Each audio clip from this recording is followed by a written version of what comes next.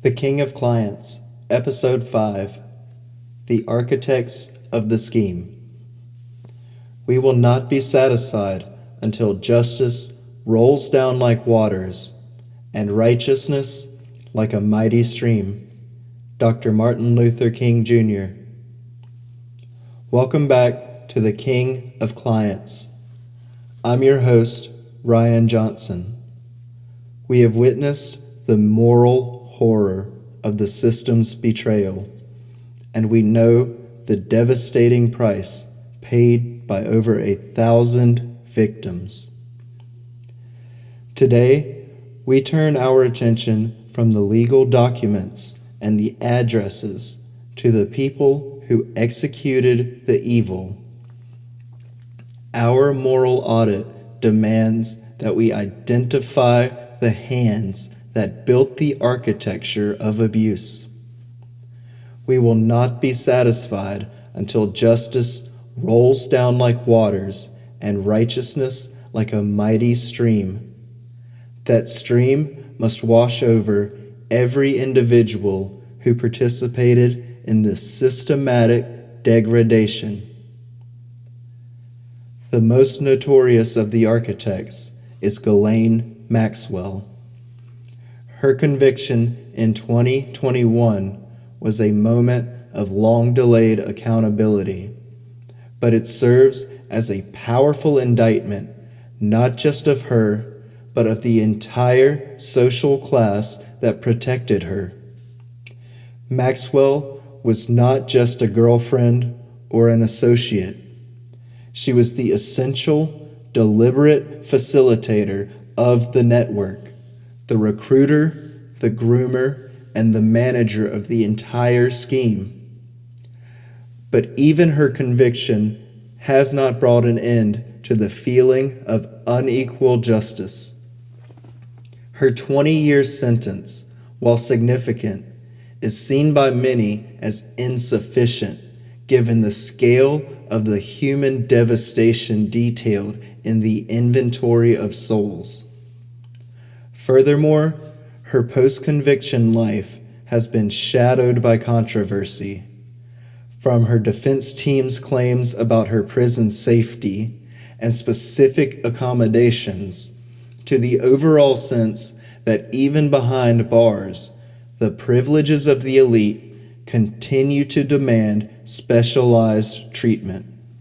It closed one chapter while leaving the larger story of systemic complicity wide open.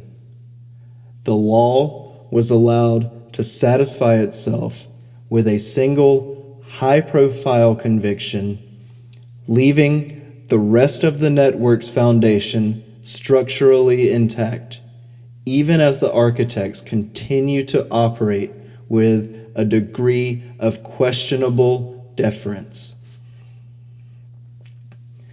This is the moment we must return to the dangerously structured dam of the 2008 Non-Prosecution Agreement. That secret document, engineered by Alex Acosta, did more than just protect Epstein. It protected the foundation of the enterprise. We know that NPA granted immunity to 4 named co-conspirators. These were people who, according to prosecutors, had direct roles in the recruitment, transportation, and coordination of the victims. But listen to the language of total betrayal. The immunity was extended even further to any potential co-conspirators. Think of the moral implications. The Justice Department guaranteed that the full extent of the scheme, how deep it ran, how many powerful people were involved, and what other purposes this network served, they would remain a state secret. By protecting these architects and by protecting every potential architect, the U.S. government guaranteed that the system would never see full accountability. The Justice Department did not just drop the case against Epstein. It actively shielded the people who kept his machine running. And the question remains, what power did these individuals wield that convinced the highest law enforcement in the land to grant them a lifetime pass? The tragic failure here is the complicity of class.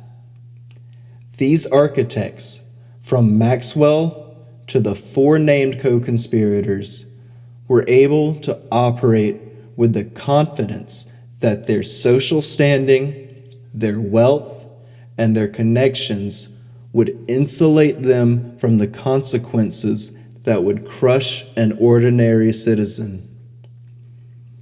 Dr. King taught us the ultimate tragedy is not the oppression and cruelty by the bad people, but the silence over that by the good people. In this case, it was more than silence. It was active assistance. It was the willingness to manage the schedule, procure the tickets, handle the cash, and oversee the abuse. These are the people who chose profit and social access over human dignity. Justice has not rolled down like a mighty stream. It has come out in slow, grudging drips. Ghislaine Maxwell is incarcerated, but the full accountability for the network remains unfinished. Even now, the elite protection persists. The very idea of equal justice was mocked when the president publicly stated he would take a look at the possibility of granting a pardon to a convicted child sex trafficker, Ghislaine Maxwell. This political willingness to override a jury's verdict, to trade justice for political prerogative, is the final insult. It proves that the moral audit must continue.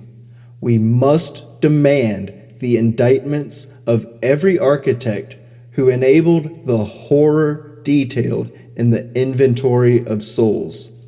We cannot allow the system to declare satisfaction with a single conviction while the foundation of the scheme remains unpunished and still operable.